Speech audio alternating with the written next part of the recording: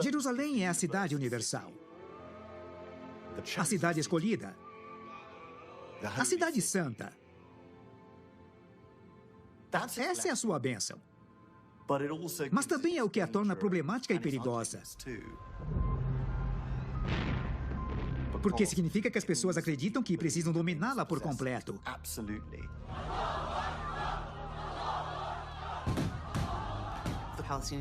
O conflito entre a Palestina e Israel que estamos presenciando hoje vem acontecendo em Jerusalém há milhares de anos. Para os judeus, Jerusalém é onde Salomão construiu o templo sagrado. Para os cristãos, é o lugar onde Jesus foi crucificado. Para os muçulmanos, Jerusalém é onde o profeta Maomé fez a jornada noturna. As pessoas que conquistaram o mundo dominaram essa cidade. Nenhum outro indivíduo mudou tanto a paisagem local quanto Herodes o Grande. Saladino estava determinado a enfrentar os cristãos e expulsá-los de Jerusalém. Na época do domínio islâmico otomano, os britânicos queriam muito controlar a Terra Santa. O principal argumento dos árabes é contra a política do governo britânico na Palestina. Nós somos o único povo no mundo sem terra e sem pátria. Para os israelenses, a criação do Estado de Israel é vista como um milagre. E, claro, para os palestinos, é um grande desastre. A história de Jerusalém é uma trama muito complicada e se você não a conhece em sua complexidade, fica muito difícil entender o que está acontecendo lá hoje. O passado nunca morre. E se tem uma cidade no mundo a qual isso se aplica, é Jerusalém.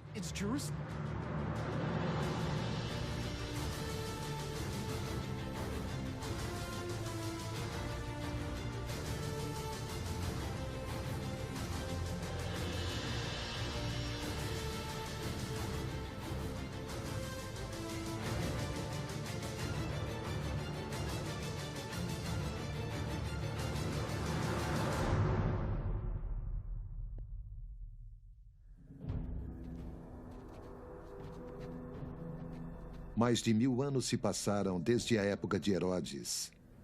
E em 1187 d.C., o mundo é um lugar muito diferente. O povo judeu foi expulso de Jerusalém e vive agora em exílio por toda a Europa e África, à medida que duas novas religiões monoteístas dominam o Oriente Médio. O cristianismo teve seu início no movimento separatista do judaísmo. A figura central principal era Jesus, um judeu. E aí se tornou uma religião completa por si só, porque Jesus foi quem começou a falar sobre as diferentes formas de praticar a fé.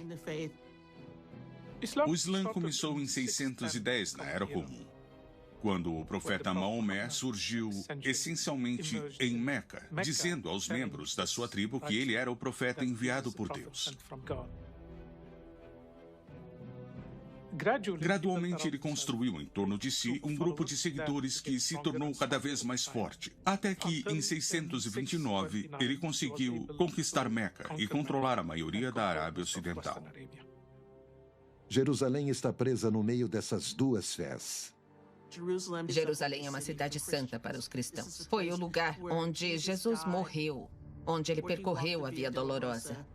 Ele foi crucificado fora da cidade.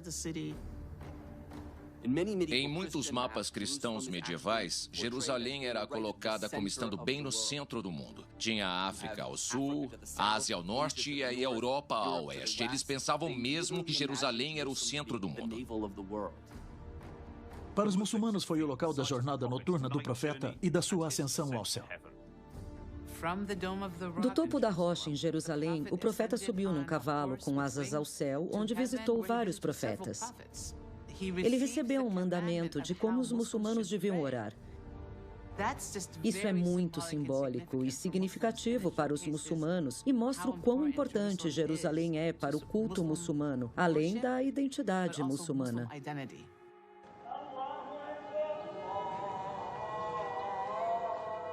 Os líderes muçulmanos governaram Jerusalém de 638 até a Primeira Cruzada, em 1099 d.C.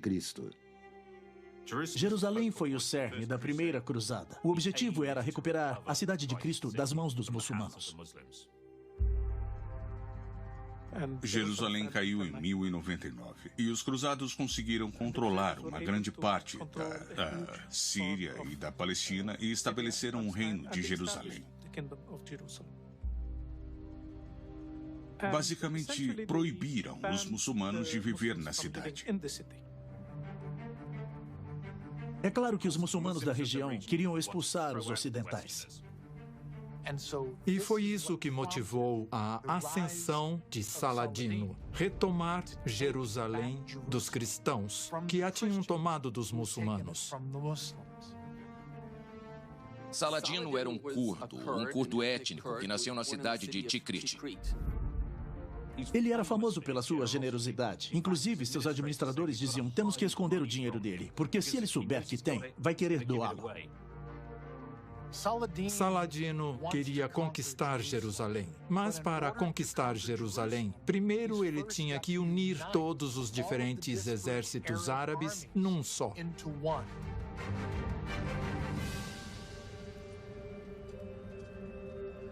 Ou seja, ele passou grande parte da sua carreira lutando contra outros muçulmanos. Ele dizia: de preferência não quero lutar contra você. Você deveria ficar do meu lado. Precisamos dessa força combinada para enfrentar os cristãos, expulsá-los de Jerusalém e recuperá-la para o Islã. Mas muitos escolhem a guerra.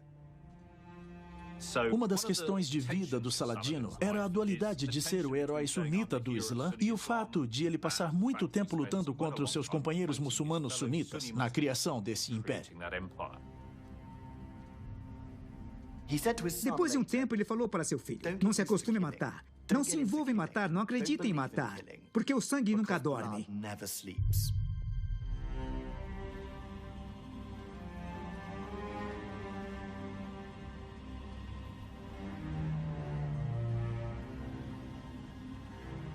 Nós não devemos sucumbir ao nosso desejo de transformar o Saladino em um sábio do Oriente Médio.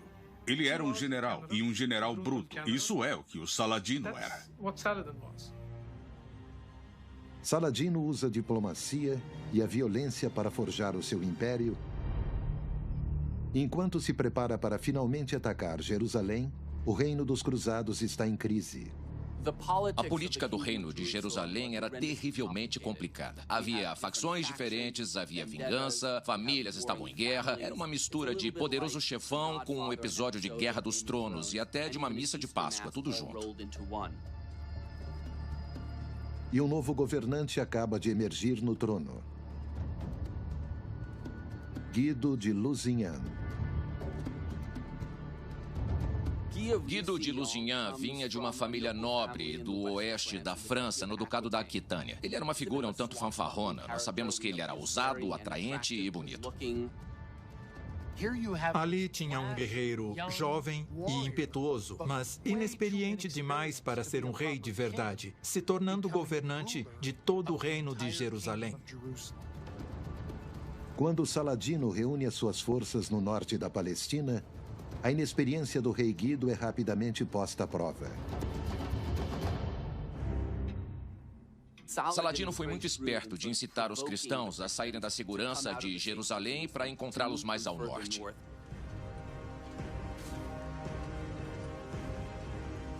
Guido de Lusignan sentiu que era a sua oportunidade de acabar com o exército de Saladino de uma vez por todas. Se ele conseguisse vencer, seria uma grande vitória. Caso contrário, poderia ser desastroso.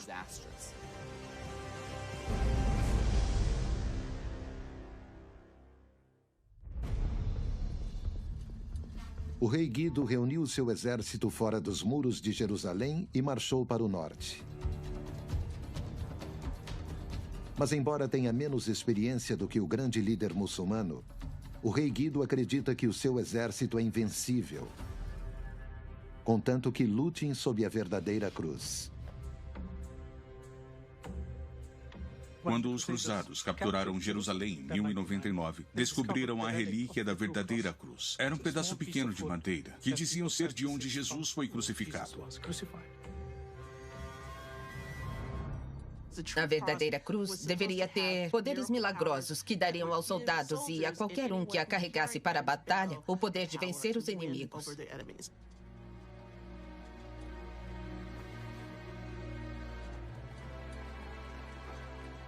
Enquanto os cruzados se organizavam, Saladino estava muito bem preparado. Ele tinha um exército enorme, ele tinha muita água, muitos suprimentos militares e também tinha a cautela de estragar os poços que estavam no caminho.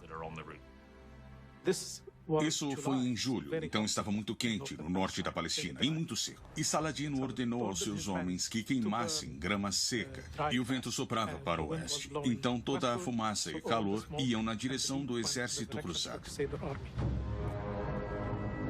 Isso fazia com que os cristãos sufocassem e sofressem ainda mais. Além disso, para aumentar o caos, eles tocavam os tambores bem alto.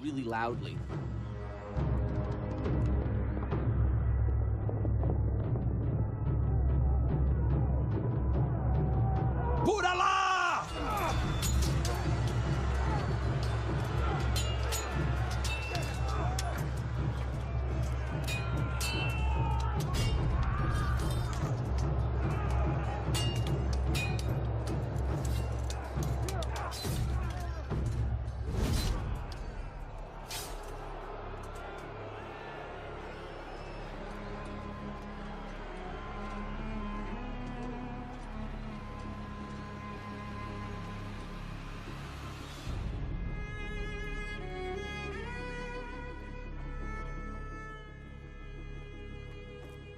O motivo de ter sido tão catastrófico para os cruzados foi que milhares de soldados foram mortos. O rei de Jerusalém foi capturado. Saladino ficou de frente para o rei Guido, que teve certeza de que seria morto, é claro. Mas não foi isso o que aconteceu.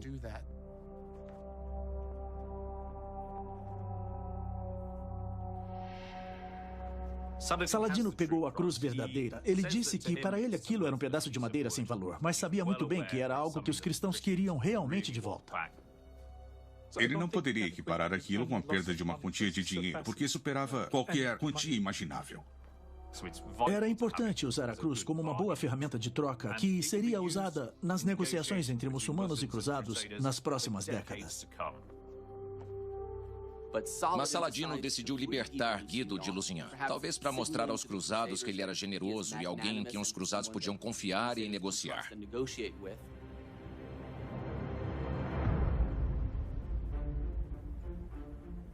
Assim que Saladino acabou com os cruzados na Batalha de Hattin, o caminho para Jerusalém estava aberto.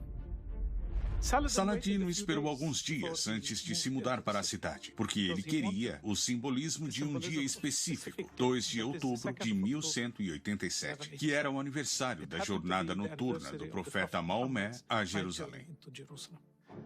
Mas no exato momento em que Saladino saiu vitorioso da Batalha de Hattin, qualquer um que vivia na cidade de Jerusalém temeria por sua vida, porque ao longo do período das cruzadas, vários cercos, batalhas e até massacres em massa aconteceram. Então havia um medo de retaliação e de que qualquer transferência de um poder para o outro fosse acompanhada por derramamento de sangue. A história clássica diz que os primeiros cruzados de 1099 invadiram a cidade e fizeram algo terrivelmente espantoso aos muçulmanos. Eles mataram todos os homens, mulheres e crianças numa orgia de destruição. Eles os decapitaram, cortaram as mãos, literalmente cavalgaram com seus cavalos cobertos de sangue nas pernas. Foi um dos maiores crimes de fanatismo religioso de toda a história. Um momento imperdoável.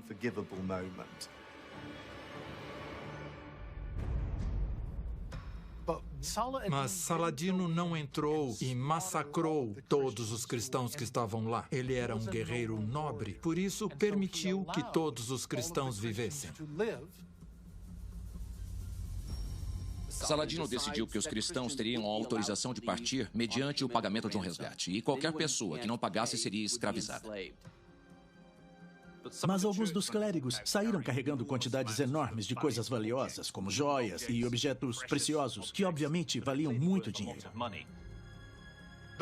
Aqueles líderes da igreja só estavam interessados em levar consigo o máximo possível de tesouros e de como prisioneiros para Saladino. o que o deixou furioso. Então apenas os deixou partir. Ele simplesmente desistiu de cobrar qualquer resgate. Mas a principal prioridade de Saladino, depois de finalmente conquistar Jerusalém, é recuperar Haram al-Sharif, com a mesquita de Al-Aqsa no seu centro. Ele teve que transformar todo o Haram num espaço islâmico de novo e consertar tudo o que foi danificado pelos cruzados, tanto por uso quanto por destruição. A rocha sobre a qual o profeta subiu ao céu foi coberta com mármore que foi arrancado. Havia várias imagens de figuras religiosas cristãs nas paredes que foram removidas ou tampadas. E o mais simbólico de tudo, talvez tenha sido uma grande cruz no topo da rocha que as pessoas subiram e jogaram para baixo. Pense no Muro de Berlim ou na estátua de Saddam Hussein sendo derrubada. Foi um grande sinal de que o Islã recuperou Jerusalém. O próprio Saladino ajoelhou-se e limpou um monte do templo com água de rosas para purificá-lo novamente como um santuário islâmico.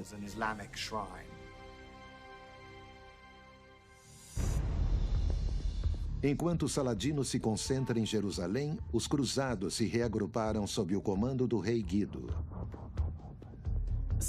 Saladino permitiu que o rei Guido viajasse livremente, mas com a condição de viajar através do mar. Portanto, ele voltou para a França. O rei Guido não era assim tão ingênuo e sabia que ainda tinha outra cartada. Ele foi até uma pequena ilha a 3 quilômetros da costa e voltou dizendo: estive no exterior. Saladino permitiu involuntariamente que o rei Guido reconstituísse o seu exército quando poupou a sua vida. E o rei Guido está prestes a se juntar a um dos guerreiros mais ferozes da história.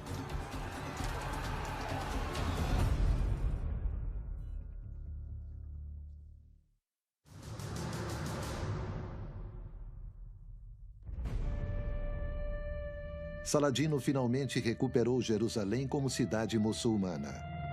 Mas ao concentrar todas as suas atenções na Cidade Santa, ele ignorou uma ameaça crucial. Saladino não matou todos os cristãos em Jerusalém. Ele permitiu que todos voltassem para o porto por onde tinham entrado. E a principal cidade portuária na época era Acre. A cidade de Acre, atualmente Acre, na costa norte do atual Israel, foi uma porta de entrada para todo o comércio marítimo que floresceu no Mediterrâneo. Foi o verdadeiro ponto econômico e político do projeto Cruzadas no Oriente Médio. E foi importante para eles, porque o porto de Acre era enorme, a cidade mesmo era grande. O rei Guido não tinha muitos homens, mas sabia que precisava de um alvo, algo pelo que lutar. E ele decide atacar a cidade de Acre. Se conseguissem capturá-la, poderiam então defender a costa e atacar Jerusalém. Sem Acre, eles realmente tinham pouca esperança de sucesso. Ao saber do ataque, Saladino marcha com todo o poder de seu exército para Acre. Mas Saladino não estava contando com cruzados europeus em navios, indo em massa na sua direção.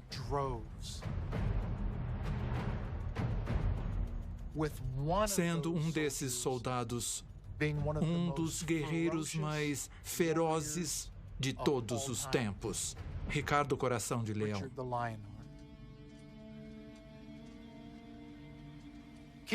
O rei Ricardo I da Inglaterra era o completo oposto de Saladino.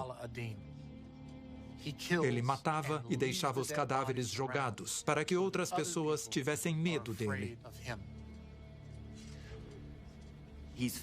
Ele era destemido, incrivelmente enérgico, eficiente e uma figura extravagante.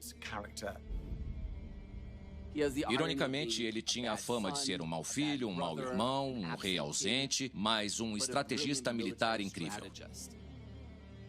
Ricardo era o tipo de pessoa que reagia com base no instinto e não na razão. Por isso foi apelidado Coração de Leão. Ele lutava de maneira brutal e impiedosa. Quando o rei Ricardo chegou à Palestina, ele era uma figura muito poderosa. O rei Guedo se tornou basicamente uma sombra. Ninguém se importava com quem ele era ou o que estava fazendo. Tanto Saladino quanto o rei Ricardo acreditavam que Jerusalém pertencia à sua fé. Para os cristãos, Jerusalém era um lugar de peregrinação. Para os muçulmanos, Jerusalém era o local de peregrinação.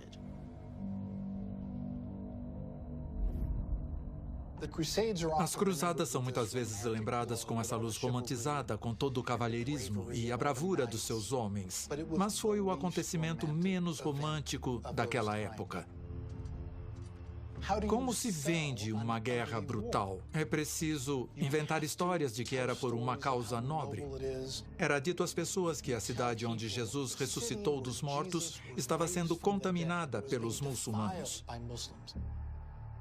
Após a queda de Jerusalém, o povo do Ocidente foi informado que Saladino era o filho de Satanás. Isso atingiu o coração de todo cristão, porque para eles era algo como: posso não entender de economia e posso não entender de política, mas se você mexer com Jesus, eu vou revidar. A Terceira Cruzada foi realizada principalmente por homens que cresceram ouvindo as histórias da Primeira Cruzada. Eles cresceram com essas histórias de ousadia, de compromisso com a causa e serviço a Deus. Algo que foi heróico e maior que a vida.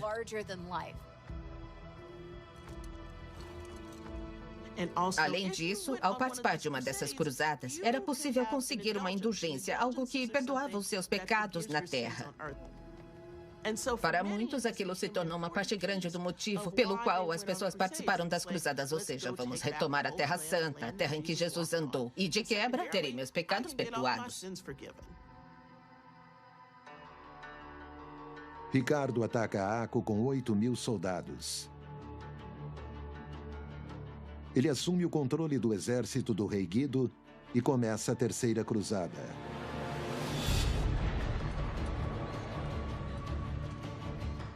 Ricardo Coração de Leão era um homem impaciente. Ele não iria manter a cidade sitiada e esperar que o povo morresse de fome. O que ele fez foi dar a volta pela parte de trás da cidade e invadir.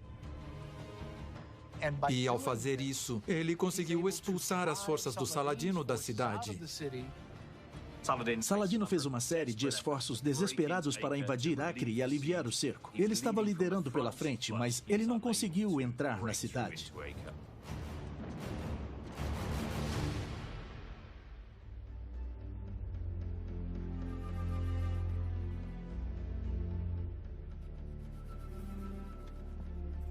O resultado da Batalha de Aco foi que Ricardo Coração de Leão fez algo que ninguém mais foi capaz. Ele entrega a Saladino a primeira derrota muçulmana pelas mãos dos cruzados.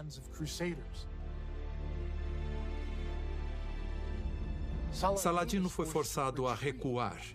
E os cruzados, depois de quase terem sido exterminados da Terra Santa, estavam novamente reconstituídos com novas energias, revigorados e prontos para reconquistar Jerusalém.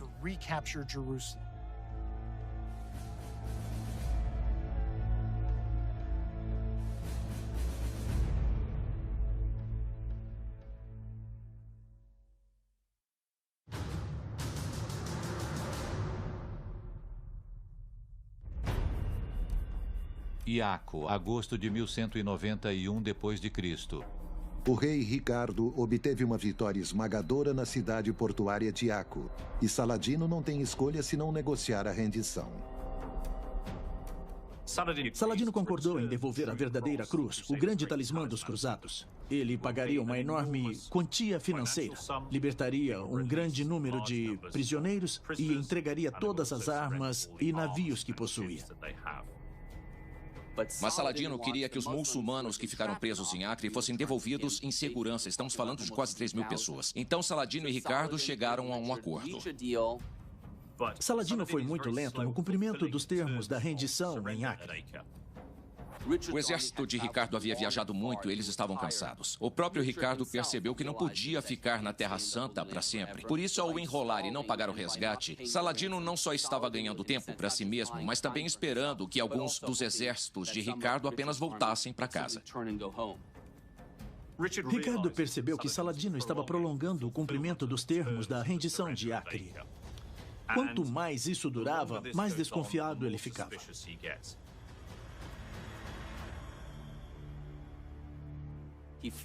Ele teve um ataque de raiva, uma coisa que era muito comum. Ele pegou os reféns e os levou para um promontório fora da cidade de Acre e, diante dos olhos de Saladino, fez com que fossem executados a sangue frio. Foi uma coisa terrivelmente cruel e desumana de se fazer.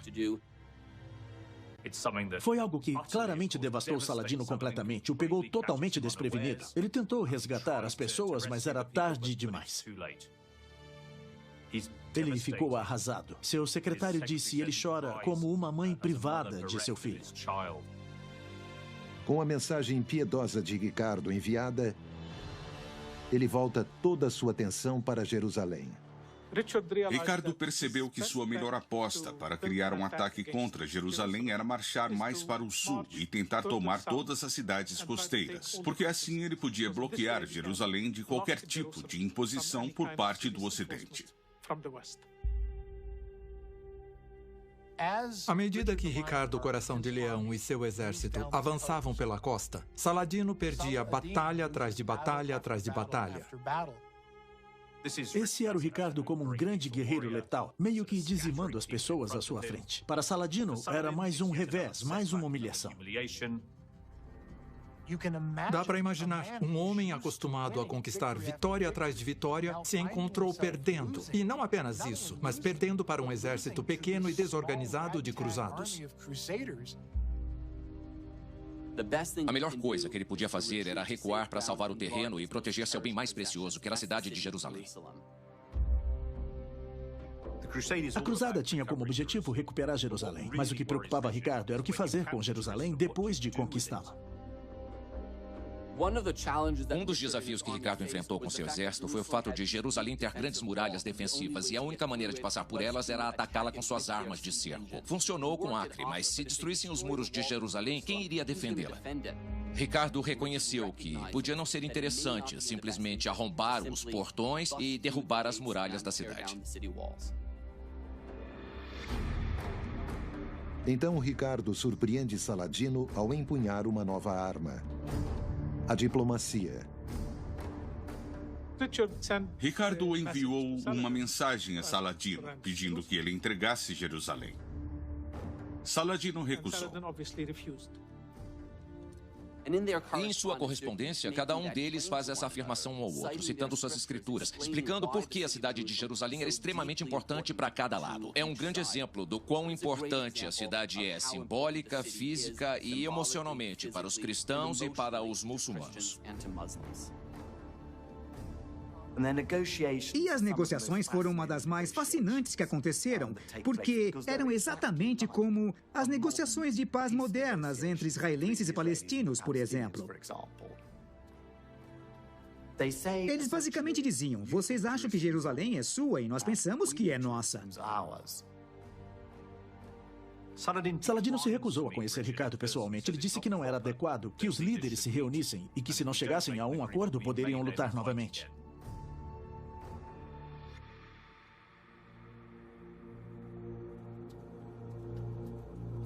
Então, quem tentou negociar a paz foi o irmão de Saladino. O nome do irmão dele era Al-Adil. Al-Adil também era conhecido como Safadino pelos cruzados. Ao que tudo indica, ele era tão habilidoso quanto Saladino, mas era o irmão mais novo, então teve menos oportunidades de mostrar isso. Safadino era um homem cortês, de cultura, que gostava de conversar com Ricardo sobre música, canto e caça. Foi parte de uma relação positiva que se formou entre os dois. E no decorrer das negociações, em certo ponto houve uma solução radical apresentada por Ricardo que envolvia a sua irmã. Joana era a irmã de Ricardo Coração de Leão e, por acaso, rainha da Sicília. Quando o marido dela morreu, Ricardo passou pela Sicília a caminho da Terra Santa e a levou com ele. Joana foi uma moeda de troca. Durante aquele período, é importante lembrar que, assim como as mulheres do Antigo Testamento, a maneira como as mulheres reais eram tratadas tinha relação com as formas como os casamentos podem alcançar alianças. Ricardo, então, propôs oferecer sua irmã Joana em casamento ao irmão de Saladino, Al-Adil. O acordo daria aos cristãos a posse das terras costeiras. Os muçulmanos ficariam com a maior parte do interior e então a capital, Jerusalém, seria governada conjuntamente por Joana, a irmã de Ricardo, e por Al-Adil, o irmão de Saladino. Mas tudo depende de Saladino concordar com o compromisso.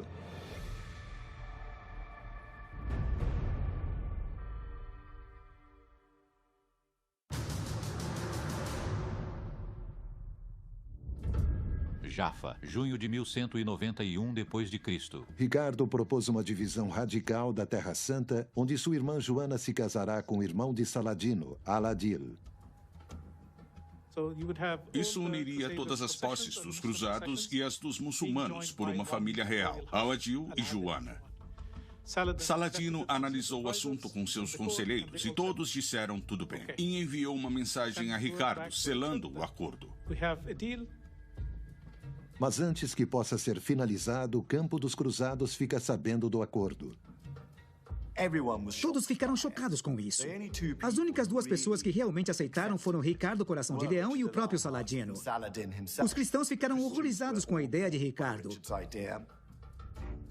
A crença absoluta das pessoas no significado espiritual de Jerusalém inevitavelmente aumenta os riscos quando há conflito. Isso apenas torna a discussão ou o confronto muito mais acirrado. Para se salvar, Ricardo sentiu que era importante acrescentar, como parte das suas exigências, a condição de que Al-Adil se convertesse ao cristianismo. Saladino responde dizendo, bom, a Joana deveria se converter ao islamismo. Nenhum dos lados estava disposto a ceder nesse ponto. O tratado desmoronou e nenhuma paz foi feita.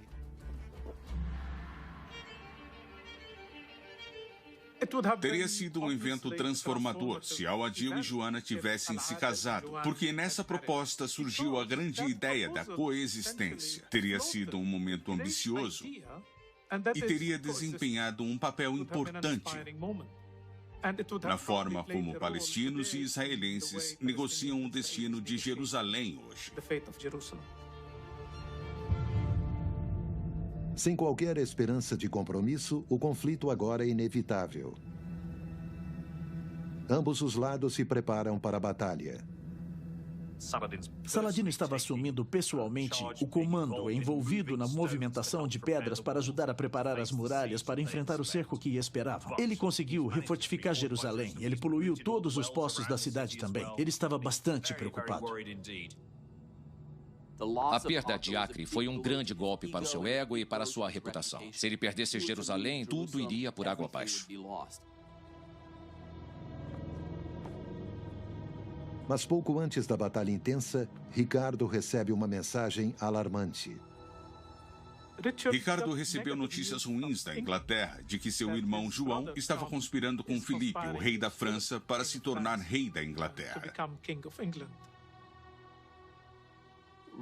Ricardo ficou no meio do cabo de guerra. Ou ele voltava para recuperar o trono do seu irmão João, ou permanecia mais tempo na Terra Santa para solidificar as suas posses, retomar Jerusalém e manter as suas defesas. Ele não podia fazer as duas coisas ao mesmo tempo.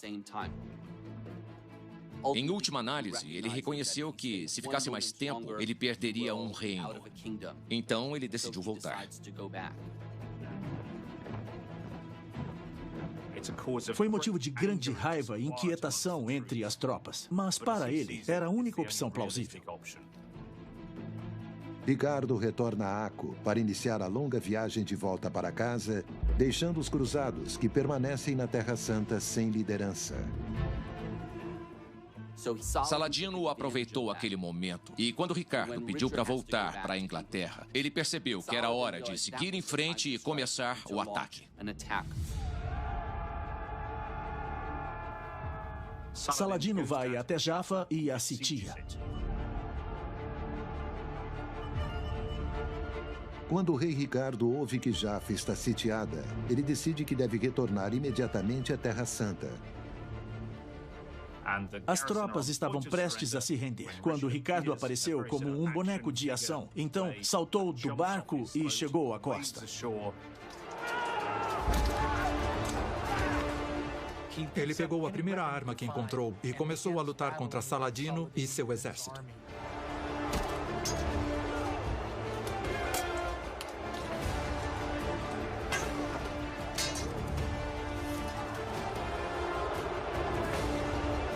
Ricardo está em desvantagem numérica de 3-1, mas sua ferocidade é incomparável.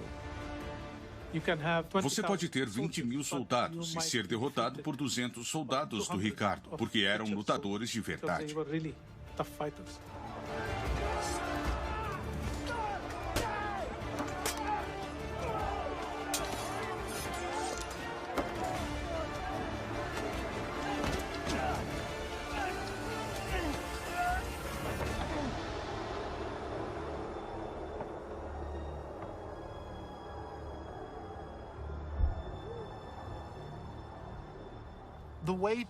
Um jeito de imaginar o fim da Batalha de Jaffa é aquela cena do final de Rocky, em que os lutadores acabaram de se bater e ambos estão exaustos. E os dois basicamente nocauteiam um ao outro e caem no chão.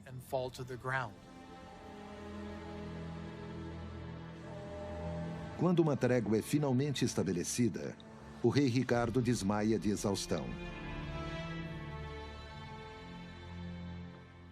Dizem que Ricardo Coração de Leão escreveu uma carta a Saladino que dizia: vocês e nós juntos estamos arruinados.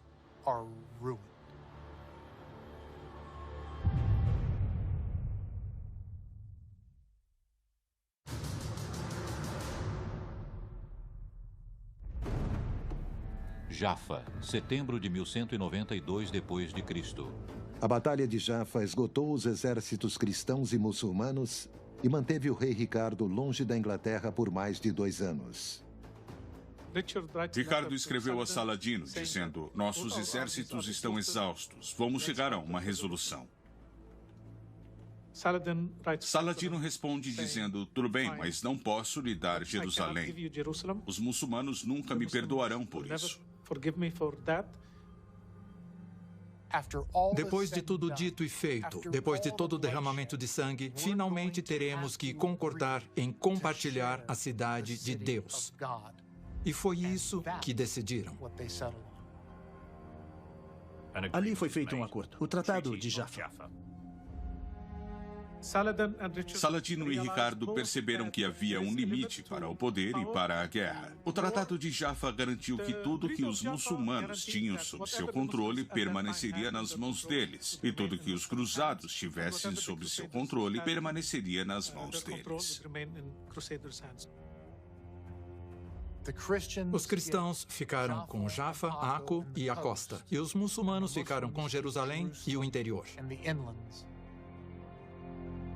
O Tratado de Jaffa foi a primeira divisão oficial da Palestina na história.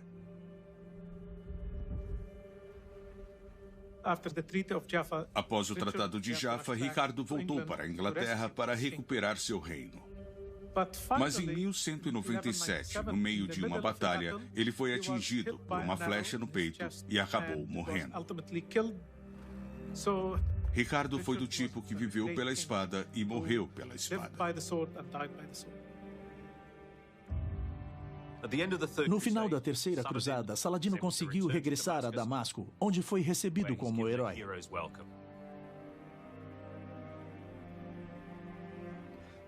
Mas passou anos e anos lutando. Foi ficando física e mentalmente esgotado. E apenas 6 ou 7 meses depois de Ricardo ter voltado para casa, Saladino adoeceu. E em 4 de março de 1193, o grande herói do Oriente Próximo morreu.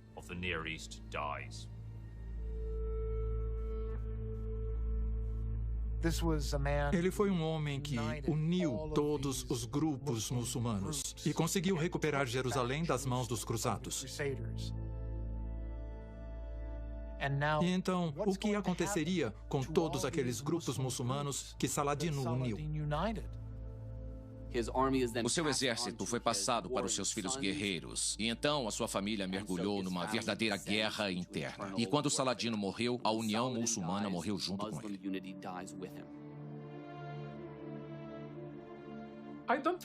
Eu não creio que a luta entre Saladino e Ricardo tenha sido uma luta pessoal. Sempre foi uma luta pelo que Jerusalém apresentaria e qual seria o papel que os libertadores de Jerusalém pretenderiam.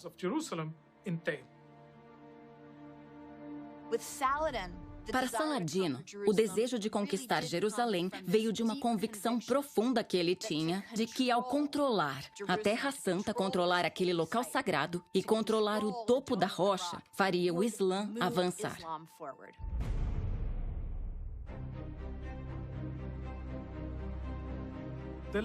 O legado das cruzadas em Jerusalém, para os árabes em geral, foi algo muito terrível. Existe a forma como um europeu se lembraria dela, como um capítulo da história da Europa medieval. E a forma como o árabe ou o muçulmano se lembra dela, como uma forma de ataque e ocupação colonial pré-moderna. Jerusalém é um local pelo qual os fiéis lutaram por anos, sendo eles muçulmanos ou cristãos, porque eles acreditavam que possuir aquela terra era importante para a sua fé. Se você é um fiel, você acredita que a sua fé é a verdade absoluta.